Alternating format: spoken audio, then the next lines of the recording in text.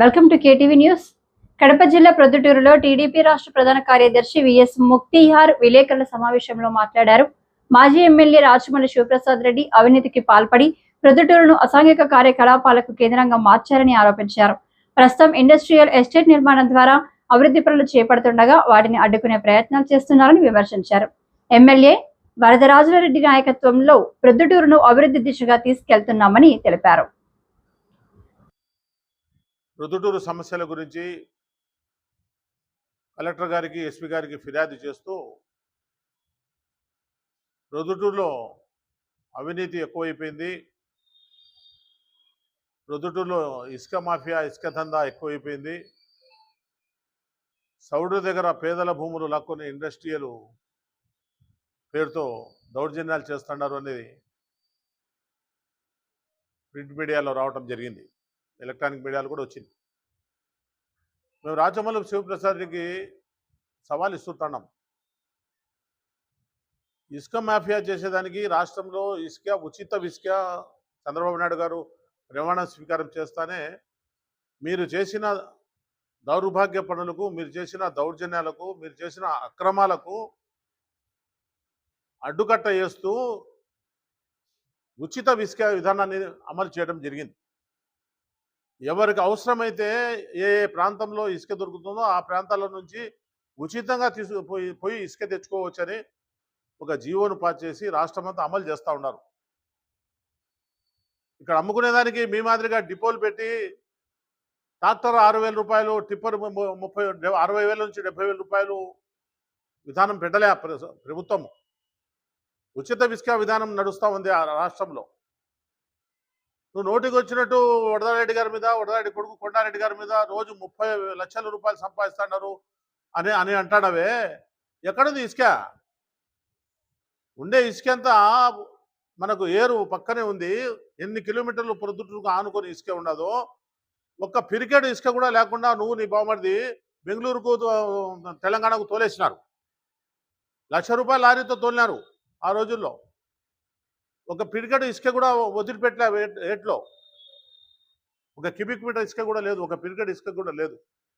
ఎక్కడైతే ఉందో అక్కడ అవసరానికి తెచ్చుకుంటున్నారు. ట్రాక్టర్ 1,000 రూపాయలు, 1,200 రూపాయలు పెట్టి ఎవరైతే అవసరం ఉన్నదో వాళ్ళే తోలుకుంటున్నారు. రెండోది, నువ్వు ఇండస్ట్రీ డెవలప్మెంట్ కోసము పేదవాళ్ళ భూములు లాక్కుంటున్నారు అంటున్నావే. ఎవరి భూములు లాక్కుంటున్నారు? ప్రభుత్వ భూములు. ప్రభుత్వ భూముల్లో ఇండస్ట్రీలు పెట్టకుండా అడ్డుకునేదానికి ప్రయత్నం చేస్తాడావా? అభివృద్ధిని అడ్డుకునేదానికి కలెక్టర్ గారి దగ్గర పోయినావా నువ్వు? ధారాదత్తం చేసినాడు వరదారెడ్డి ఎమ్మెల్యే 5 సంవత్సరాలు దోచుకోమని తెలుగుదేశం పార్టీ వాకిలు గేట్లు ఎత్తేసినారని అంటాడావే. ఏముంది రాష్ట్రంలో? నువ్వు, నీ సహచర ఎమ్మెల్యేలు, నీ ముఖ్యమంత్రి, మీ ఎంపీలు అందరూ దోచుకునేది కాక ఏమన్నా ఉందా రాష్ట్రంలో? అప్పుల ఊబిలో పెట్టేసిపోయినారు. కూల్చివేత రాష్ట్రాన్ని నిలబెట్టేసిపోయినారు. రాష్ట్రము మీ పనులకు, మీరు చేసే పనులకు, మీరు చేసే దుర్మార్గ ఆలోచనలకు, దుర్మార్గ పనులకు మీకు డిపాజిట్లు కూడా రాకుండా ఓడిచేసి ప్రభుత్వాన్ని, కూటమి ప్రభుత్వాన్ని తెచ్చుకునేది రాష్ట్రం. ఇప్పుడిప్పుడే పుంతలు తొక్కుతా ఆ పక్క అమరావతిని, ఆ పక్క పోలవరాన్ని కంప్లీట్ చేసుకోవాలని, ఇండస్ట్రీ డెవలప్మెంట్ చేయాలని, సాఫ్ట్వేర్ కంపెనీలు రావాలని, మంచి హాస్పిటళ్ళు, మంచి కాలేజీలు ఉండాలని చెప్పి రేయింబగుళ్ళు గెలిచిన ఎమ్మెల్యేలు, మంత్రులు, ముఖ్యమంత్రి శ్రమించి పనిచేస్తూ ఉంటే మీరు అభివృద్ధి జరగకుండా అభివృద్ధి నిరోధక శక్తుల మాదిరిగా తయారై పేపర్ స్టేట్మెంట్లు ఇస్తూ మేము వస్తే అది జరగనీయకుండా చేస్తాము, ఇది జరగనీయకుండా చేస్తాము, అమరావతిని లేకుండా చేస్తాము, అమరావతి మేము మారుస్తాము అని చెప్పి స్టేట్మెంట్ ఇచ్చుకుంటా ఎవరైతే పెట్టుబడులు పెడుతున్నారో, పెట్టుబడులు పెట్టడానికి వస్తున్నారో వాళ్ళను భయభ్రాంతులకు గురి చేస్తా మీరు చేస్తూ ఉండారే. ప్రజలు మీరు శ్రమిస్తారా? నువ్వు ఎమ్మెల్యే, మాజీ ఎమ్మెల్యేవు నువ్వు రాచమల్లి ప్రసాద్ రెడ్డి. నువ్వు ఎన్ని మాటలు, ఎన్ని ప్రమాణాలు, ఎన్ని వాగ్దానాలు చేసినావు. 2 సార్లు ఎమ్మెల్యే నువ్వు, ఒకసారి అధికారంలో ఉన్నావు. ఒక్క వాగ్దానమన్నా నెరవేర్చుకున్నావా? ఒక్క వాగ్దానం చెప్పు. 2 సెంటు స్థలము బీగం వేసి ఇస్తాను, ఇళ్ళు కట్టించి ఇస్తాను, పట్టా నీ చేతికి ఇస్తాను, చెల్లెళ్ళలారా, అక్కలారా, మేనకోడళ్ళారా అని అన్నావే. ఒకళ్ళకన్నా ఇచ్చినావా? అవన్నీ ప్రజలు గమనించి నీకు ఓడించినారు. అయినా నీకు బుద్ధి రాలే. పొద్దుటూరు రాష్ట్రమంతా ఎక్కడా లేని విధంగా పొద్దుటూరులో గుట్కా మాఫియా నీ వల్లనే వచ్చింది. అది కూడా ప్రజలు గమనించినారు.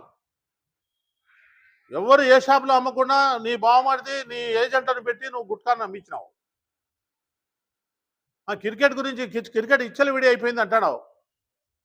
ప్రొద్దుటూరులో నీ సామ్రాజ్యం నడిచిన రోజులు ఎట్లున్నది? క్రికెట్ అయినా మట్కా అయినా వేరే వేరే అసాంఘిక కార్యక్రమాలైనా ఇప్పుడు ఎట్లుంది? ఇక్కడ ఉండేది చంద్రబాబు నాయుడు ముఖ్యమంత్రి, జగన్మోహన్ రెడ్డి కాదు.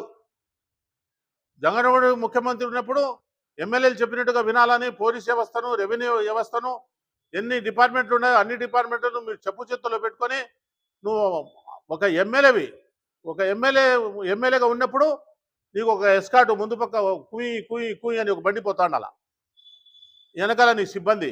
ఇప్పుడు అట్లుందా? పోలీస్ వ్యవస్థల్లో రాజకీయాలు చోటు ఉందా? రాజకీయాలు ఎవరైనా పలుకుబడి ఉపయోగిస్తున్నారా? సీఏలను డిఏజీలు ఎస్పీలు వేసుకుంటున్నారు, డిఏజీలు ఎస్ఐలు వేసుకుంటున్నారు. పరిపాలన ఏ విధంగా ఉండాలా, ప్రజలకు ఏ రకంగా మనం చేయాలని చెప్పి వ్యవస్థ పనిచేస్తూ ఉంది. కానీ రాజకీయ జోక్యం ఎక్కడైనా ఉందా?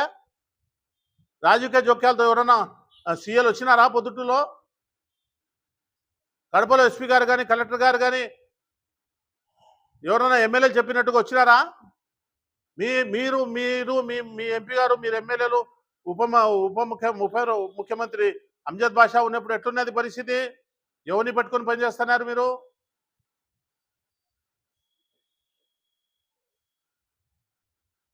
ఇవన్నీ చెప్తూ పోతే చాలా ఉన్నాయి.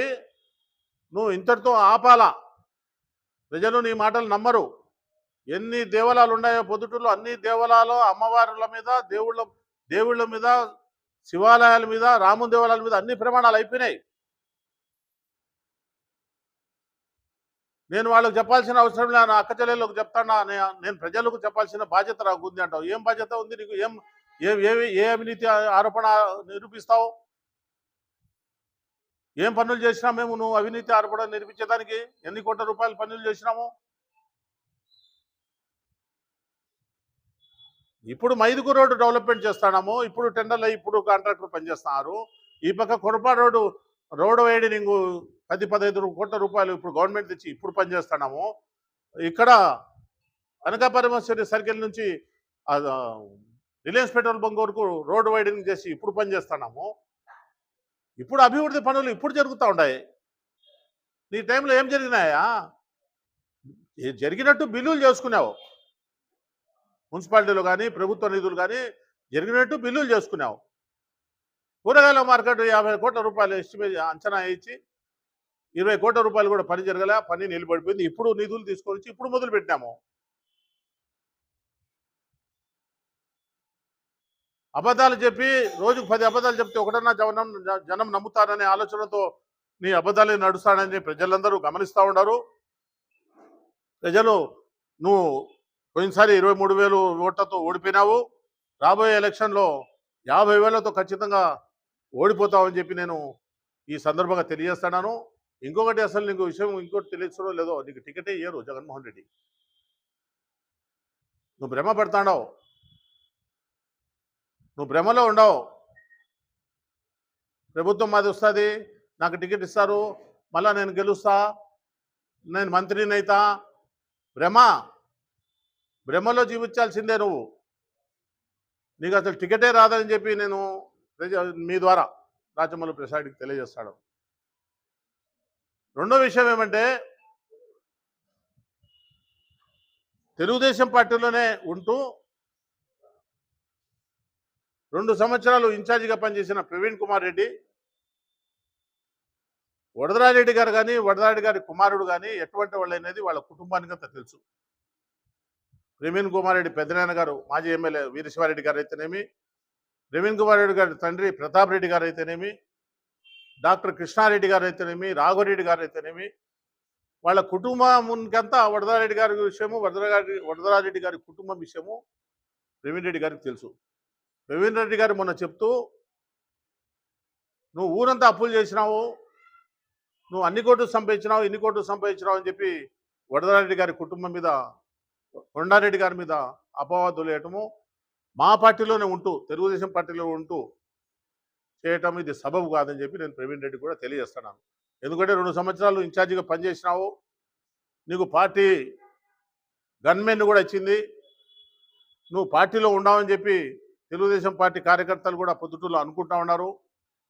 ఏదైనా ఉంటే వరదారెడ్డి గారి మీద కానీ ఇంకోటి కానీ నువ్వు పార్టీకి పోయి కంప్లైంట్ చేయాల్సిందే కానీ పత్రికలు ఎక్కకూడదు. నువ్వు పత్రికలు ఎక్కిన దానివల్ల రాచమల్లు కానీ రాచమల్లు వర్గానికి కానీ సులకనతనం అయిపోతుంది. ఏదైనా ఎవరైనా తప్పు చేసే పార్టీలో తప్పులంటే ఎట్లాంటి తప్పులు? నువ్వే ఏం చెప్తున్నావు? నువ్వు అప్పులన్నీ ఉండవు, నువ్వు అప్పులంతా నీ దగ్గర తిరుగుతున్నారు, నువ్వు అప్పులు చేసినావు అంటున్నావు. రాజమౌళి ప్రసాద్ ఏమంటాడు? ₹1,00,00,000 సంపాదిస్తాడు అంటాడు. ₹1,00,00,000 సంపాదిస్తే అప్పులలో ఎందుకు తిరుగుతారు? నాకు అప్పు ఉందని నీ దగ్గర, ప్రవీణ్ రెడ్డి దగ్గర కానీ రాజమౌళి దగ్గర కానీ కొండారెడ్డి అప్పు మాకు ఇవ్వాలని ఎవరైనా వచ్చినారా? ఎవరైనా అడిగినారా? అడిగితే చెప్పండి, మేము కట్టిస్తాం. వాళ్ళు నీతికి నిజాయితీకి 50 సంవత్సరాల నుంచి పని చేస్తాడు కుటుంబం, వరదారెడ్డి కుటుంబం. మేము కూడా కొంత దూరం వరదారెడ్డితో దూరం అయినాము కొన్ని కారణాల వల్ల. పార్టీ టికెట్ ఇచ్చింది వరదారెడ్డి గారికి. ఎందుకు ఇచ్చింది పార్టీ? చంద్రబాబు నాయుడు గారు అవినీతి పరుడైతే టికెట్ ఇస్తాడా?